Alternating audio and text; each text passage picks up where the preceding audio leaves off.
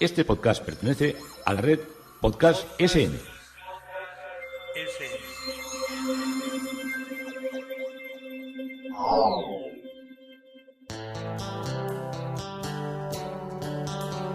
Historia con sentido. Un podcast realizado y presentado por Juan Carlos González.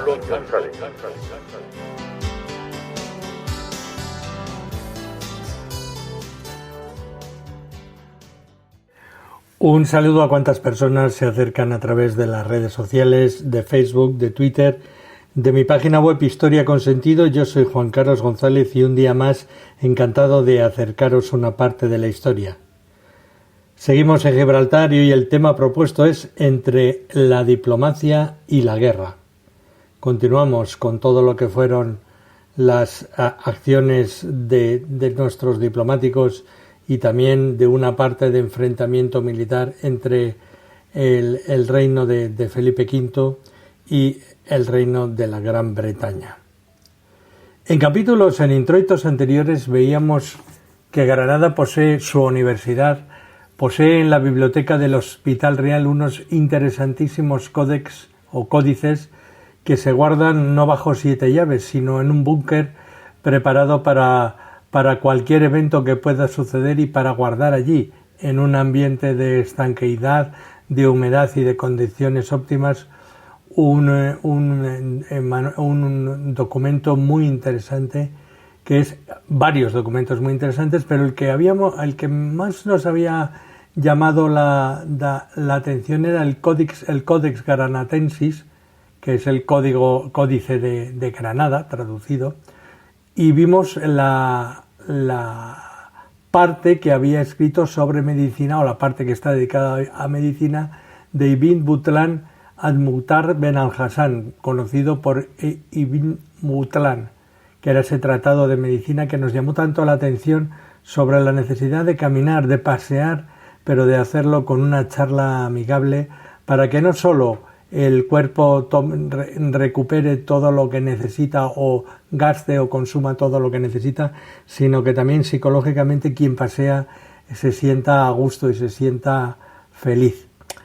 El códice contiene la parte final del libro tercero, 6 libros completos del cuarto al noveno, y los fragmentos de los libros 10º al 12º de la enciclopedia científica.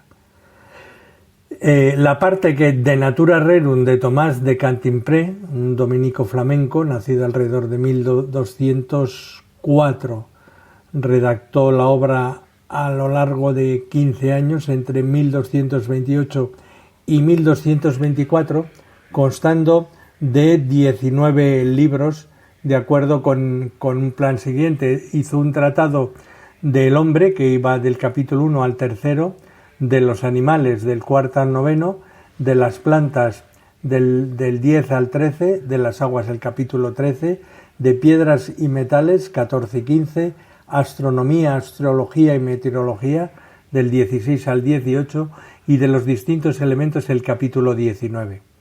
Contiene también el códice un tratado de cetrería, probablemente de los siglos XII y XIII, al que eran muy aficionados los reyes cristianos, pero también era una pasión que todavía se mantiene en todo lo que era el ambiente nazarí y el ambiente musulmán y arábigo.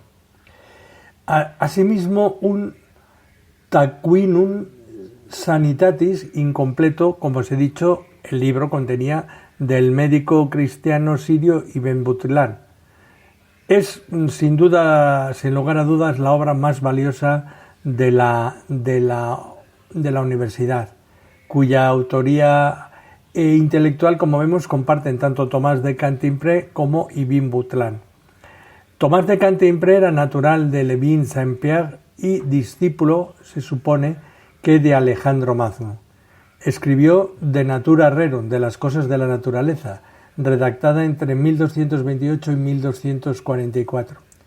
En el mismo prólogo de la obra hace gala del reconocimiento de autores como Aristóteles, Plinio o San Isidoro, entre otros. El Taqwinum Sanitatis es un tratado de medicina natural, como os he dicho, sobre el bienestar. Hay una parte interesante que es la que os he dicho, que hay una evidente huella del maestro Galeno, de aquellos tratados de la época de los romanos, donde curiosamente ya esto era muy innovador. La enfermedad se desvincula del sentido religioso y fatalista. En la Edad Media el hombre estaba enfermo porque era malo. Como era malo, era un castigo divino y tenía que resignarse a lo que era el fin de esa enfermedad. En cambio, a partir de este tratado, lo que hace el libro y las explicaciones que da es intentar recuperar a la gente, sanarla de sus enfermedades y recobrar el bienestar. Entonces, hombre, siempre había una especie como de frase recurrida por la Iglesia que decía: si este hombre se ha sanado por una medicina es porque Dios quería sanarlo y le ha perdonado las faltas que cometía. Pero claro, con esto se rompía todo lo que era ese fatalismo de condenado por el peso de sus pecados, que se ha mantenido hasta nuestros días con esa famosa frase tan repetida en algunos ambientes de que cuando pasa algo siempre se dice: algo habrá hecho. Pues no, a veces no haces nada, sino que pasa porque tiene que pasar y porque dentro de lo que es el destino vital o lo que es para los que no tienen una fe y para los que tienen fe, los designios de Dios son los que marcan el cruzarse y el avanzar en nuestra vida, en la cual hay una gran parte de nuestra libertad para tomar las decisiones o libre albedrío. En este texto se entremezclan 611 miniaturas y 7 letras capitulares de oro y color, que son esas letras iniciales de los capítulos. Las miniaturas representan una gran variedad de pinturas, animales y personas, bien de origen humilde, bien señorial. Y es destacable la preciosidad y minuciosidad en el diseño de los rostros y de las indumentarias de los personajes. Este conjunto de imágenes ha sido atribuido, como os digo, a Martinus Oppichfes, artista perteneciente a la Escuela Pictórica de Baviera. Y también en otra época la obra era de tanta calidad que se le ha atribuido a San Alberto Magno, pero bueno, esto es de dudosa certeza, podríamos decirlo. Y este Tomás de Cantimpré, voy a hablaros un poco de él porque es un personaje curioso. Fue un escritor medieval, nacido en L'Euve-Saint-Pierre, como os he dicho, cerca de Bruselas, condado de Bramante. Primero fue canónigo regular de San Agustín. Los canónigos regulares eran unas órdenes religiosas que atendían a abadías y a colegiatas, y fue sacerdote dentro de esa orden, y luego se pasó en 1232, después de haber hecho una vida en lo que era la abadía de Cantimpré. Por eso se le denomina Tomás de Cantimpré, porque uno de los mayores pesos de su vida y sus vivencias estuvieron relacionadas con la abadía de San Agustín de Cantimpré. Pues ingresó en la orden de Santo Domingo de Lovaina, que era era la orden de los intelectuales, por decirlo de alguna manera, de las personas dedicadas a lo que era la pelea teológica, la discusión, la lucha contra las herejías o contra lo que creían que eran las herejías, y estudió dentro de esa orden en Colonia y luego fue maestro, estuvo dando clases y haciendo misiones y predicaciones en Brabante, en Alemania, en Bélgica y en Francia, prácticamente en casi toda la época. Aparte de este trabajo, de este tratado, que tuvo una amplia el Opus de Natura Rerum, esta gran obra, como os he dicho, tiene 25 libros, tardó 15 años en hacerla, y fue considerado como una especie de tratado de infalibilidad de conocimiento, vamos, una alegoría que emplea es el bonum universale de Apibus, las bondades universales de las abejas, que trata sobre los preceptos concernientes a lo que es la conducta y los deberes de los superiores y de los sujetos, de la reina, de los zánganos, de las obreras, del almacenar alimento, de producir la miel. Y este trabajo, como os digo, estuvo en boga entre los autores espirituales por muchos siglos y fue impreso la primera vez en Deventer antes de 1478, en París también en fechas parecidas, y luego ya varias veces en Douai, en 1597, en 1605 y 1627. También hay obras sobre todo geográficas de vidas de santos, como la Vita Christiane Virginis Mirabilis Dicte o la Vita Beate Margarite Yprenis, vida de Santa Margarita de Ypres, o la vida de Santa Lutgarda, o la vida de San Juan Abad del primer monasterio de Cantimpresis, que es donde él estaba de canónigo regular, y de todas las acciones que él hizo en la Iglesia, y un suplemento a la vida de María y con referencias a Orígenes y a Jacobo de Vitriaco. Interesante, uno de los libros más valiosos y más desconocidos que está en Granada y que muchas veces no lo hemos podido, por así decirlo, no hemos tenido la suerte de poder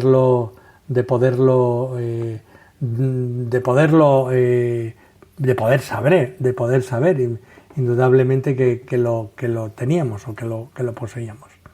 Y nos volvemos entre la diplomacia y la guerra. Estas cuestiones tan interesantes que estamos viendo de lo que fue la lucha política, la lucha militar, del intento de recuperación otra vez por parte de Felipe V de lo que había perdido cuando estaba iniciando su mandato. Bueno, durante el periodo comprendido entre la invasión por parte española de Cerdeña en octubre de 1717 y la invasión de Sicilia en julio de 1718, las Cortes de Versalles y Londres se afanaron por evitar la escalada militar en Italia. En poco más de 4 meses se sucedieron acciones diplomáticas y bélicas. En diciembre de 1717 ya veis que se estaba planeando una lucha doble, la lucha diplomática, pero también se estaba con lo que era la lucha militar. El abate Dubois, como os digo, en 1717 viajó a Londres para negociar con Stanhope los nuevos ofrecimientos que debía hacer a Felipe V.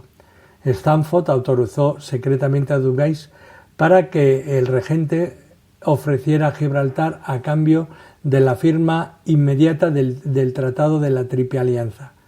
Resulta evidente que el duque de Orleans y el rey Jorge I conocían muy bien las debilidades de Felipe V. Mientras Gran Bretaña negociaba con Austria para la guerra, Dubois escribía sus instrucciones al que iba a ser el representante francés en Madrid, el marqués de Nancré, en las que Gibraltar era la baza con la que esperaban convencer al rey español. Con las instrucciones que se le habían dado, salió en el mes de marzo para Madrid y, a pesar de que hasta el mes de mayo Inglaterra no autorizó a Francia a ofrecer oficialmente Gibraltar a España,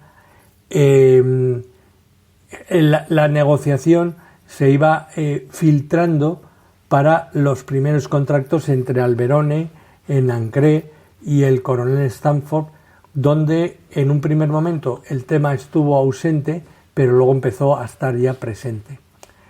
La falta de acuerdo obligó a James Stanhope a trasladarse personalmente en el mes de julio a París, y el 18 de julio de 1718, poco después de la invasión española de Sicilia, Francia y Gran Bretaña acordaron en París imponer a España, Austria y Saboya sus propias condiciones para la paz. El 2 de agosto de 1718, Gran Bretaña, Francia, Holanda y Austria firmaban en Londres el Tratado de la Cuádruple Alianza. En este tratado se concedía al rey español y al de Sicilia 3 meses para que aceptasen las condiciones de paz. Sin embargo, la vía diplomática no se agotó en esta convención. A principios del mes de agosto, James Stanhope llegó a Madrid y solicitó audiencia con el monarca para tratar la adhesión a la Cuádruple Alianza a cambio de Gibraltar. Ya veis que Gibraltar siempre estaba en lo que era el centro de las negociaciones.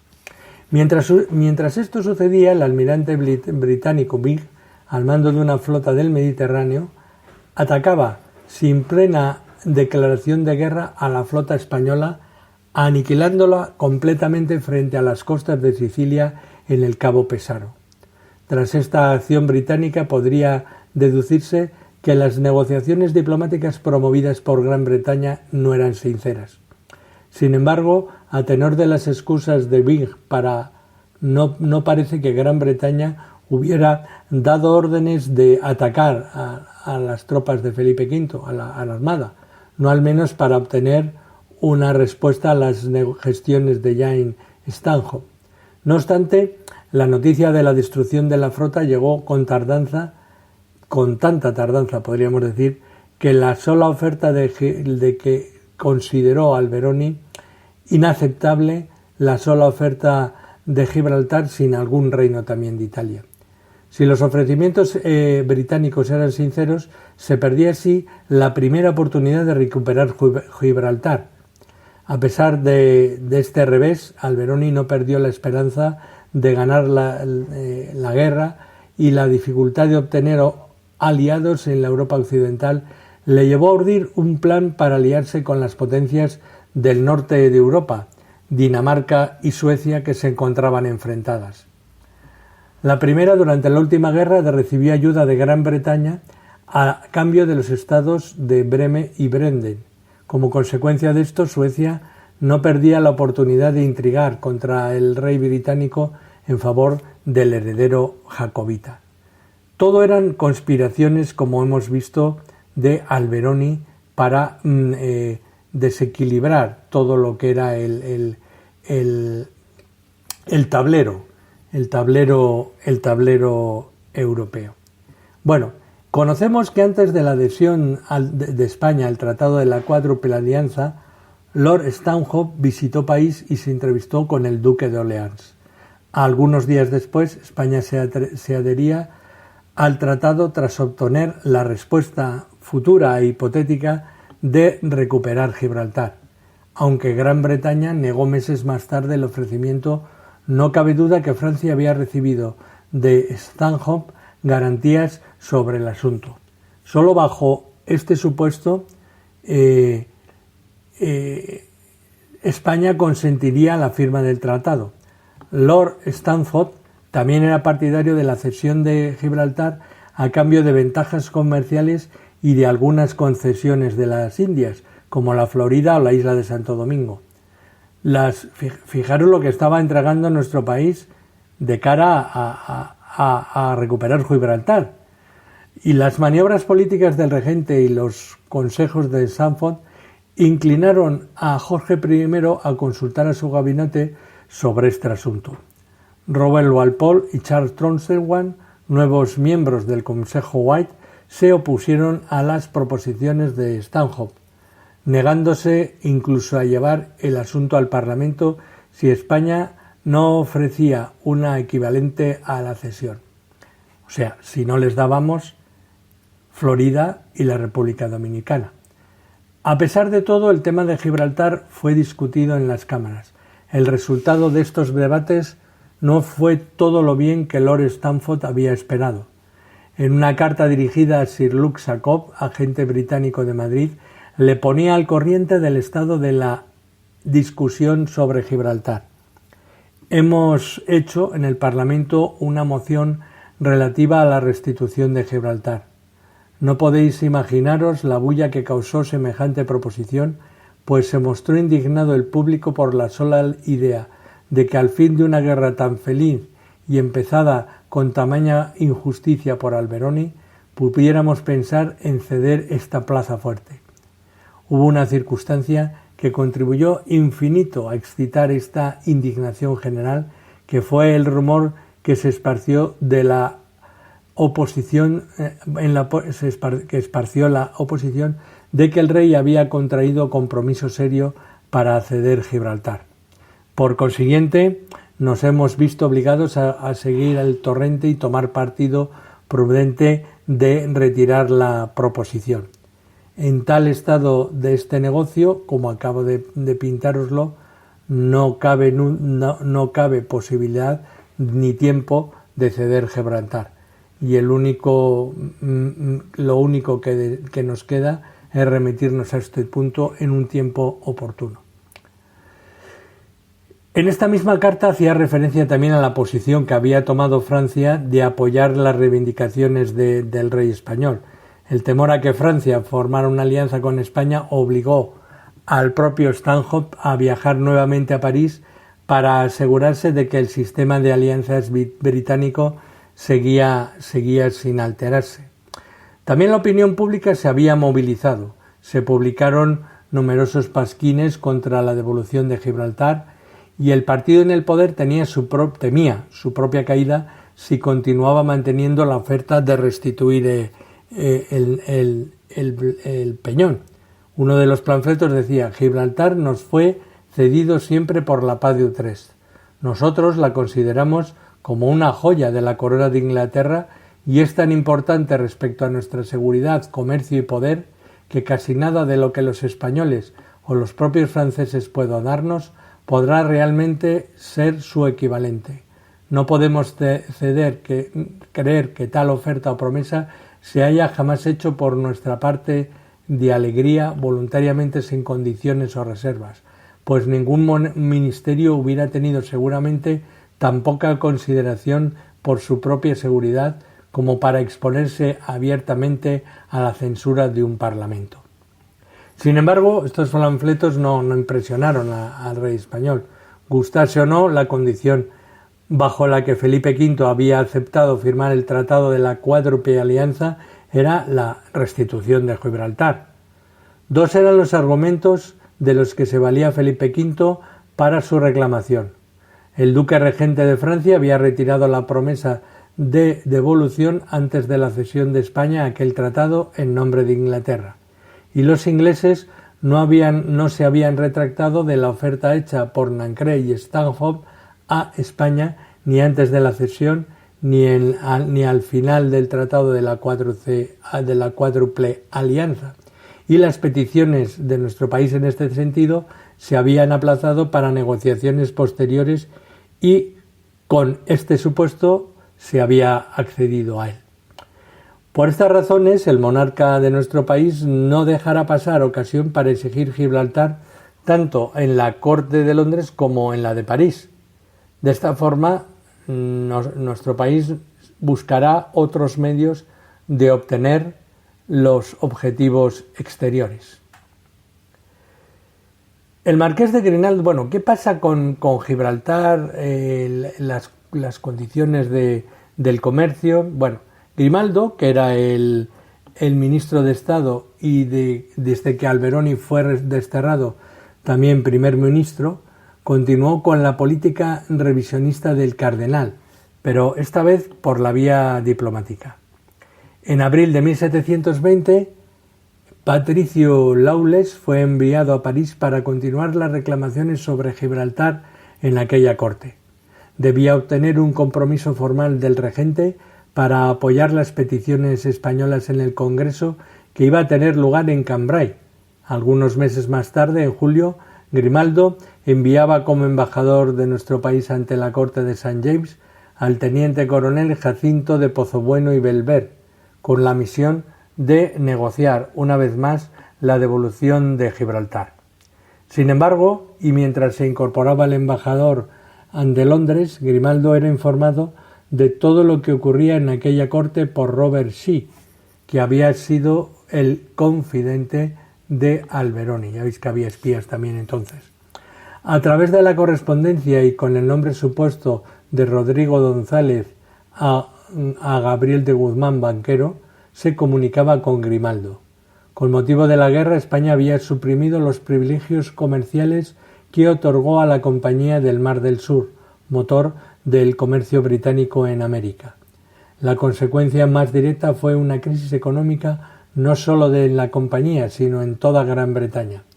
No cabe duda de que esta difícil situación podría beneficiar a nuestro país para obtener las buenas garantías por parte de Gibraltar.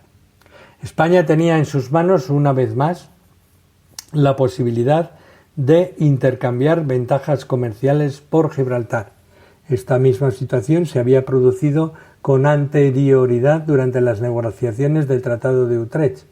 En aquella ocasión, como en esta, nuestro país no supo aprovecharse de la privilegiada posición. Luke Shop, en Madrid, pedía una y otra vez que se renovasen las células del comercio con América. La posición española fue firme: células a cambio de Gibraltar. La respuesta de Shop no se hizo esperar. Gibraltar había sido ofrecido para evitar la guerra. Una vez que ésta comenzó, las propuestas británicas habían prescrito. Sin embargo, las células habían sido prometidas por el Tratado de la Cuádruple Alianza, por lo que nuestro país estaba obligado a su cumplimiento. Las insistencias de Shop no dieron resultado y el gobierno de Madrid se mantuvo firme en su decisión. Las negociaciones sobre las cédulas habían entrado en un punto muerto, y el gabinete de Londres sabía que necesitaría en Madrid un negociador hábil, por lo que Shop fue sustituido a mediados de junio de 1720 por un embajador mucho más experto, como eran William Sandhope. Sin embargo, el cambio de representante no produjo un cambio de actitud en el monarca de nuestro país. Felipe V esperaría al Congreso de Cambrai para negociar sobre las cédulas y Gibraltar. A pesar de que las negociaciones no avanzaban, conocemos un proyecto de tratado secreto que redactó el propio James Stanhope en el mes de julio de 1720. James Stanhope se encontraba por entonces en Hannover con el rey Jorge. Todos estos estados se remitieron a un proyecto secreto y las instrucciones que se debía seguir por el enviado Craggs. En este caso, de que no se llegara a formalizar el tratado con España, Craggs debería quemar esta carta con las instrucciones y el proyecto de tratado. Las instrucciones de Stanhope pedían a Craggs que consiguiera para este proyecto el respaldo de la Comisión del Parlamento formada por magistrados y encargada de gobernar Gran Bretaña en ausencia del rey Jorge. Poco después, Stanhope redactó una carta con los argumentos favorables a la firma del tratado. Stanhope estaba casi seguro que mediante esta restitución nosotros, Gran Bretaña, podríamos evitar por un largo tiempo la unión de España con Francia para que ambas unidas nos hicieran la guerra. A pesar de los buenos argumentos que Stanhope escribió a Craggs, uno de los ministros, Lord Townshend, se opuso a no encontrar un equivalente que los españoles podrían ofrecer por Gibraltar. Solo aceptaría ceder Gibraltar si era a cambio de Florida o la parte española de Santo Domingo. Y sabéis que la otra parte era francesa, que era Haití, posesiones que el rey Felipe V no estaba dispuesto a ceder, por lo que la iniciativa de James Stanhope quedaron suspendidas. Pero por los acontecimientos que se desarrollaron posteriormente, podemos pensar que este proyecto fue el que se presentó con algunas modificaciones a nuestro país en 1721, como veremos más adelante, propuestas que se malograron por la muerte de James Stanhope en febrero del mismo año. A pesar de que el nombramiento del nuevo embajador en Londres, el marqués de Pozobueno, se había producido en julio, un mes después de la llegada de William Stanhope, algunos problemas de salud le habían obligado a retrasar su salida hasta el mes de agosto. A mediados de octubre llegó a La Haya y para el mes de diciembre se encontraba ya salió de La Haya y para el mes de diciembre se encontraba ya instalado en la capital londinense. Durante su estancia en la capital holandesa pudo entrevistarse en 2 ocasiones con Lord Sandhope, quien se había adelantado al rey Jorge I, que regresaba a Gran Bretaña tras su viaje por los estados de Hannover. Durante estas entrevistas, Pozobueno manifestó que aunque poseía las células de comercio, no se desprendería de ellas si antes no se prometía la devolución de Gibraltar. Y hasta aquí nos ha traído hoy Entre la diplomacia y la guerra, todas las cuestiones que movían en los movimientos de constante interés y de intentos de la recuperación de Gibraltar. Hasta aquí este capítulo de Historia con Sentido. Juan Carlos González, encantado de haberos acercado esta parte de la historia.